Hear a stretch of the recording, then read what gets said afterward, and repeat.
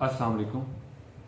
Advocate Sufiyan vlog में खुश आमदीद। व्लॉग्स की ये सीरीज़ हम डॉक्टर तहरीम के चैनल के लिए बना रहे हैं और हम मुल्तान को कवर कर रहे हैं पाकिस्तान तहरीक इंसाफ के हवाले से कि किस तरह से पीटीआई मुल्तान में काम करती रही और वहाँ पे क्या होता रहा 2011 से लेके 2023 यानी अब तक। हमने अपने पहले 3 व्लॉग्स में हमने मुख्तलिफ टाइम्स और जो मुख्तलिफ इराज थे पीटीआई के हवाले से वो कवर किए थे। पहले में हमने 2011 से 2018 तक का अरसा कवर किया था। दूसरे वाले व्लॉग में हमने 2018 से 2022 तक, जब तक पीटीआई इक़्तिदार में थी मरकज़ और पंजाब में, हमने वो वाला अरसा कवर किया था। उसके बाद हमने अपने तीसरे व्लॉग में, पिछले व्लॉग में हमने एक अरसा कवर किया था कि जब पीटीआई मरकज़ में से और उसके बाद अपोजिशन में चली गई थी, मरकज़ में इक़्तिदार से अलहदा हो गई थी, वो वाला किया था। वो व्लॉग कुछ तवील हो गया था, तो इस वजह से अब हम ये एक उसका अगला हिस्सा मज़ीद बना रहे हैं। अच्छा, अब हम पिछले व्लॉग में जैसा कि हमने आपको बताया था कि शाह महमूद कुरैशी साहब किस तरह हादसाती तौर पे अपने 40 साल सियासी कैरियर में पहली दफ़ा गिरफ्तार हुए थे। ये बात है जब जेल भरो तहरीक शुरू हुई पीटीआई की तरफ से, तो उसमें वो पहली दफ़ा कैसे गिरफ्तार हुए कि वो सिंबॉलिकली कारकुनान के साथ एक फ़ोटो सेशन के लिए चेरिंग क्रॉस पे गए। वहाँ पे वो गिरफ्तारी के वाले से तस्वीरें वगैरह बनवाते रहे। ऐन वक्त पे किसी ने उन्हें प्रिजन वैन के अंदर धकेल दिया, वहाँ पे वो गए, बाहर से दरवाज़ा बंद हो गया और बाद में पुलिस की तरफ से कह दिया गया कि जिस पुलिस वाले के पास चाबी है वो तो कहीं चला गया, उससे रब्ता नहीं हो रहा। और इस तरह से शाह महमूद कुरैशी साहब की गिरफ्तारी हो गई थी। और शाह महमूद कुरैशी साहब जितना अरसा भी गिरफ्तार रहे, मुल्तान में उनसे इज़हार यकजहती, बाकी पंजाब तो छोड़े, मुल्तान में उनसे इज़हार यकजहती के लिए किसी ने भी गिरफ्तारी नहीं दी थी। और कोई भी बंदा जो उनकी मेहरबानियों से और उनकी नवाज़शात से 3.5 साल पीटीआई के इक़्तिदार के मज़े लूटता रहा, उनमें से कोई भी उनके साथ इज़हार यकजहती के लिए गिरफ्तारी देने नहीं आया था सामने मुल्तान में।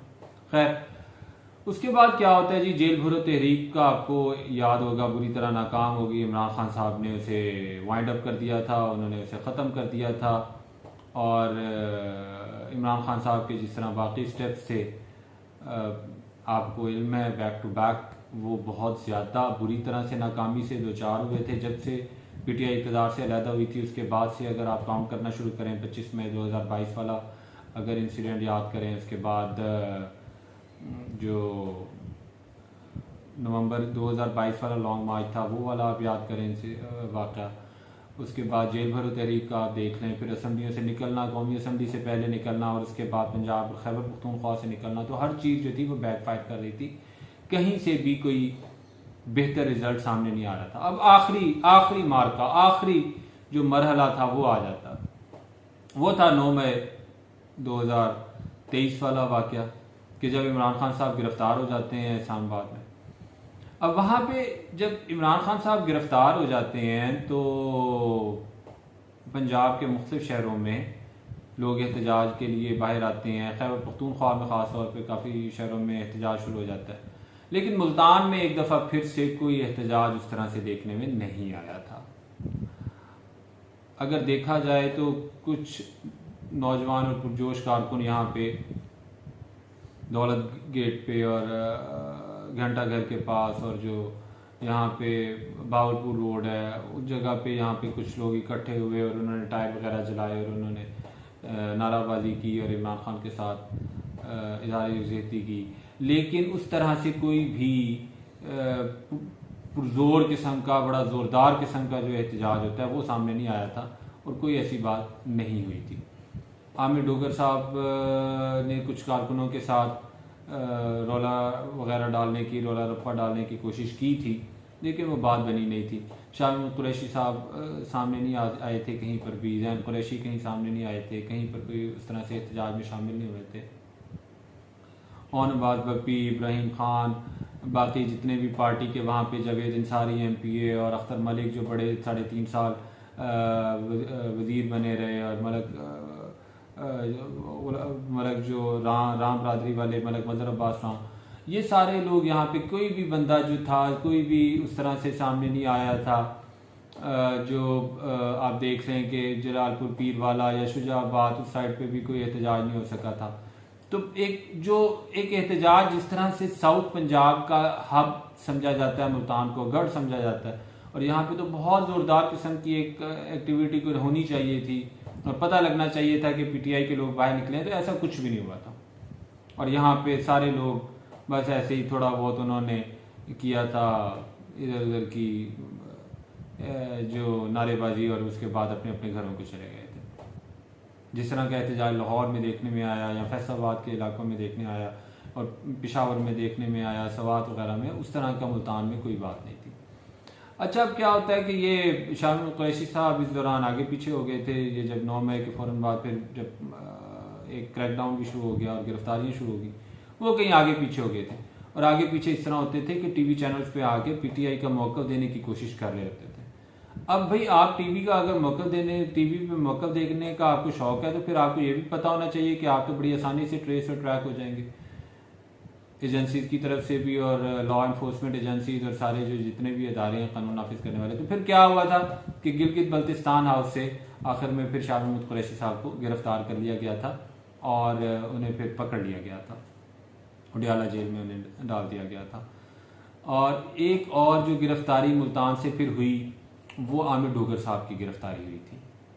अच्छा, ये बड़ी एक अजीब बात है कि आमिर डोगर साहब का, चूँकि वो 3.5 साल कहते हैं कि मुल्तान में जब रहे, तो उन्होंने काफ़ी पुलिस वालों को और इधर उधर अदारों को परेशान किया हुआ था और उन पर बड़ा रोक शोक जमाते थे, क्योंकि इस ख़ानदान की कुछ एक्टिविटीज़ तो ऐसी हैं डोगर ख़ानदान की कि ये कब्ज़ा माफिया में भी इनका नाम आ जाता है। फिर ये जो बसों के अड्डे शड्डे चलाना, वहाँ पे लड़ाइयाँ झगड़े, तो ये पुलिस वालों पे बड़ा रोक शोक और बड़ा उन्हें ना डरा धमका के रखने की कोशिश करते थे, बड़ा उन्हें अंडर प्रेशर रखते थे। तो जब पुलिस को मौका मिला तो उन्होंने भी धर लिया आमिर डोगर साहब को उसी एहतजाज की आड़ में। तो फिर उन्हें पकड़ लिया गया था, उन्हें साहिवाल जेल भेज दिया गया था। वहाँ से उन्होंने किसी तरह से जमानत करवाने की कोशिश की। कुछ दिन बाद 9 मई के कुछ दिन बाद रिहा भी हो गए थे, लेकिन फिर जेल के दरवाजे से उन्हें पकड़ लिया गया, फिर उन्हें अंदर कर दिया गया, फिर उन्होंने कोई ज़मानत ली। अब तीसरी चौथी पाँचवीं दफ़ा भी वो मुख्तलिफ मुकदमात में गिरफ्तार हो जाते हैं। जैसे ही वो बाहर आते हैं उन्हें फिर पकड़ लिया जाता है। तो मुल्तान से एक तो फिर शाह महमूद कुरैशी साहब गिरफ्तार हुए और एक आमिर डोगर गिरफ्तार हुए। इसके अलावा कोई उस तरह से गिरफ्तार भी नहीं हुआ। और आमिर डोगर साहब बदकिस्मती आप इसे कह लें या आप कह लें, क्या बात करें, सियासी कारकुन बेचारा किसी सीट पे पहुंच भी जाए और अगर उसकी बैक उस तरह से ना हो तो फिर यही होता है कि वो अभी तक अंदर है। शाह महमूद कुरैशी साहब बाहर आ चुके हैं, तो वो 3-4 हफ्ते की जेल काट के शाह महमूद कुरैशी साहब तो बाहर आ गए, आमिर डोगर साहब अभी तक अंदर है। 2 माह होने को हैं, 2 माह से ज़्यादा अर्सा हो गया तकरीबन। तो ये चीज़ आप देख लें कि फिर ये इसी तरह से टाइम गुजरा, इसी तरह से ये वहाँ पे कोई एहतजाज आपको बताया कि एहतजाजी तहरीक तो उस तरह से चल नहीं सकी। और बाद में भी फिर अब वहाँ पे पीटीआई मुल्तान का बुरा ही हाल है। वहाँ पे जो काफ़ी लोग हैं वो वैसी पार्टी छोड़ चुके हैं। नदीम कुरैशी छोड़ चुके हैं, सलीम लाबर XMPA जो थे वो छोड़ चुके हैं। इनमें से बहुत से हिस्से काम पाकिस्तान पार्टी में चले गए हैं। वहाँ पे जो राम बरादरी के हमारे MPA थे वो छोड़ चुके हैं, मदर अब्बास राम। उसके बाद जो वहाँ पे और आप देख लें कि अच्छा, हैरानकुन तौर पे वहाँ पे इब्राहिम खान साहब अभी तक पार्टी के साथ, चाहे वो खामोश हैं, इनएक्टिव हैं, लेकिन उनके बारे में शायद सोचा जा सकता था कि वो जहांगीर तरीन वाली इस्तेकाम पाकिस्तान पार्टी में चले जाएंगे, लेकिन वो अभी तक नहीं गए, उस तरह से नहीं गए। और ये चलें, अच्छी बात है अगर वो अभी तक PTI में टिके हुए हैं। तो इसी तरह से अब PTI का वहाँ पे बुरा हाल है, कोई बंदा उस तरह से काम नहीं कर रहा, कोई एक्टिविटी नहीं है। साउथ पंजाब तंजीम के सदर वैसे होनाबाज बप्पी हैं, वो चलाने की कोशिश कर रहे हैं। अच्छा, पहले खुसरो मुख्तियार को भी बनाया था साउथ पंजाब का सदर, वो तो छोड़ के चले गए हैं, वो तो लाताल्लुक हो गए PTI से। तो बस ऐसे ही फिर अब वहाँ पे काम चल रहा है। कोई PTI कहीं पे है, चंदा है कि नहीं है वाला, उसके मसलाक वहाँ पे मामला चल रहे हैं। अल्लाह हमारे मुल्तान के और साउथ पंजाब के और वसील के दोस्तों के हाल पर रहम करे। सारी दुआओं उन्हों के नाल है, हमारी दुआएं उनके साथ हैं कि बुरा जड़ा टाइम है उनके विच उन्हों की कोई बेहतरी थी वने, तो कोई उन्होंने कोई ठंडी हवा का झोंका आवे। ये हमारी एक उनके साथ सराइकी में भी हमने उन्हें थोड़ा विश कर दिया है।